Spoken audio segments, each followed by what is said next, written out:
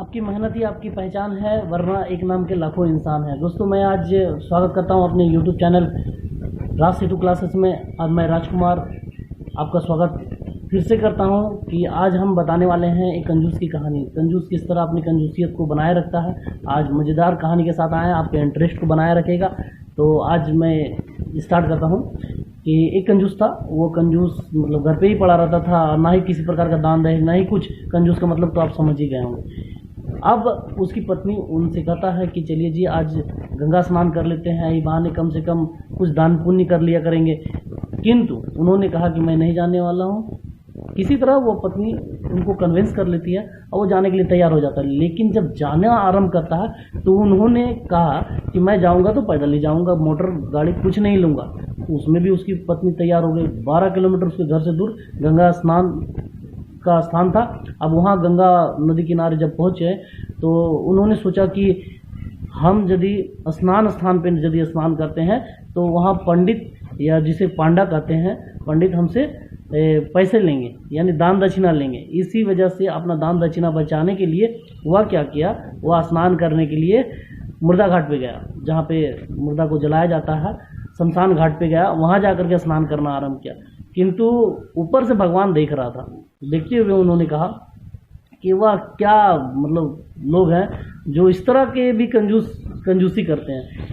अब भगवान वो क्या हुआ, डुबकी लगाया पानी में।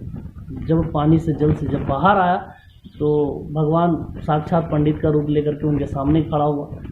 जैसे ही डुबकी से बाहर निकला, वैसे ही जो पंडित थे वो जय हो जजमान की जय हो का नारा दिया और कहा आइए जजमान।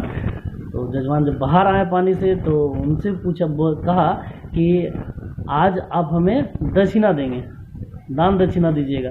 कितने सारे जजमान हैं जो साल भर का दान दक्षिणा देके जाते हैं, और आप क्या बोलते हैं? तो वो बोला कि मैं तो 1 महीने का ना दूं, 1 दिन का ना दूं, मैं दान दक्षिणा पे बिलीव नहीं करता, मैं दूंगा भी नहीं। तो पंडित थक हार के कहता है कि कुछ भी दान दो जजमान, अब तुम्हारे पास आए हैं तो कुछ तो दान देने को बनता है। तो किसी तरह थक हार के वो कंजूस आदमी कहता है कि मैं 1 ढेला दूंगा। 1 ढेला कहने का तात्पर्य है, प्राचीन काल में मतलब पहले जो ज़माना था उसमें ढेला मतलब पैसे का रूप था। 1 ढेला जो 256 ढेला का 64 पैसा होता था, और 64 पैसा का 1 रुपया होता था। ठीक है दोस्तों। तो अब उन्होंने क्या किया, उस पैसे को कहा लेकिन नगद नहीं दूंगा, उधार रखूंगा, दूंगा बाद वाले दिन में दूंगा। तो बोला ठीक है भाई, तो लिख लो, खाते पे लिख लो, उधार हमारा रहा। अब वो जो कंजूस व्यक्ति था अपना पूजा पाठ कर करके वहाँ से चल पड़ा, और जब घर पहुँचा तो थके हारे वो सो गया। सो जाने के बाद कुछ देर के पश्चात एक उसके दरवाज़ा ठकठकाने का आवाज़ आता है। तो उसकी स्त्री बाहर आती है और पूछता है कि कौन हो। तो वही पंडित जो कि जिन्हें वो 1 ढेला गच्छा था, वही पंडित उनके दरवाजे पर आके खड़ा हुआ। वो कहा कि हमारे जो जजमान थे वो हमें कुछ गछ के गए थे, उनसे हमें दिलवा दीजिए। तो बोला ठीक है।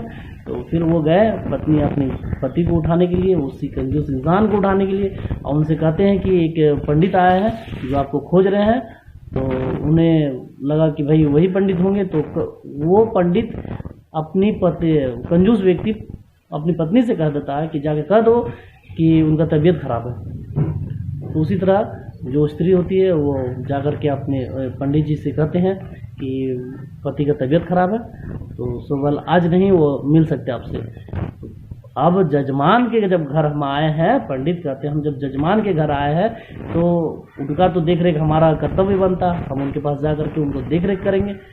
तो वही अड्डी करके बैठ जाते हैं और बोलते हैं तो जजमानी आप बनाइए, क्या खाना पीना बनाते हैं और खाना पीना खिलाइए, और जब तक आपका पति ठीक नहीं हो जाते तब तक मैं यहीं रहूँगा। अब ये बात सुनते हुए पत्नी अब फिर दूसरी बार अपने पति के पास पहुँचते हैं और कहते हैं कि वो तो अड्डी करके यहीं बैठ गए हैं और खाना मांग रहे हो, बोल रहे हैं कि हम यहीं खाएंगे और जब तक आप ठीक नहीं होंगे तब तक मैं यहीं रहने वाला हूँ। ये बात सुन करके अब कंजूस आदमी को तो कोई आइडिया नहीं। अब वो सोचने लगा हम क्या करें। तो अचानक वो उसके मुंह से निकलता है कि कह दो कि मैं मर गया।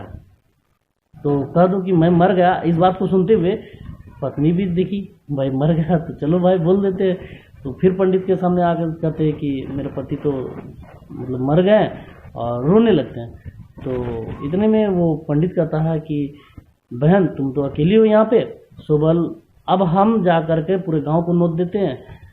बस इतना बोलते के साथ वो गांव नोतने के लिए निकल पड़ा, और पूरा गांव भर में इनवाइट कर दिया कि हमारे यहाँ के जो सेठ जी थे वो मर गए हैं, सो बोले इसके मैयत में आप लोग श्योर आए। और जितने भी लोग थे धीरे धीरे उनका घर के बाहर भीड़ जमा होने लगा। अब पत्नी को कुछ समझ में नहीं आ रहा क्या करे।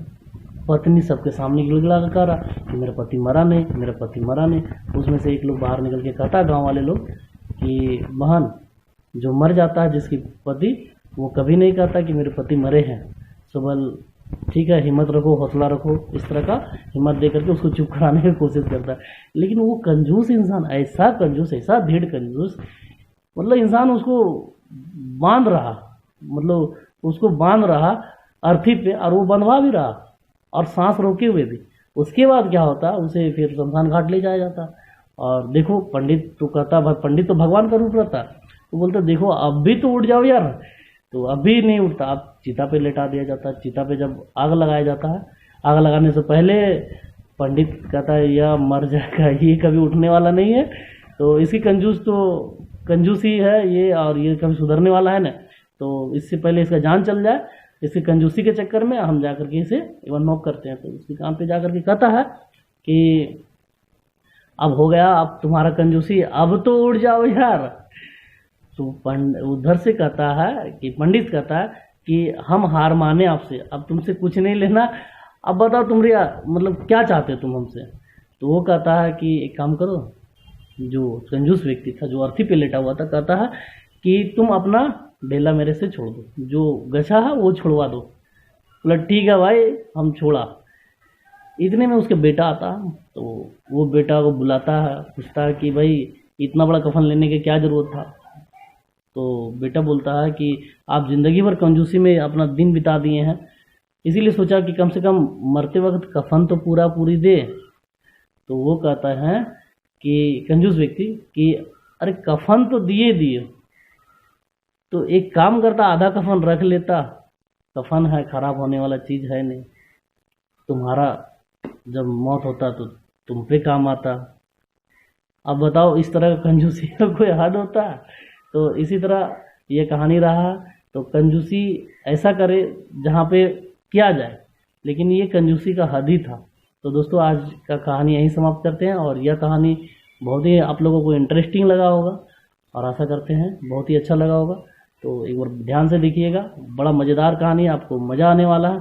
ठीक है दोस्तों, बाय, जय हिंद।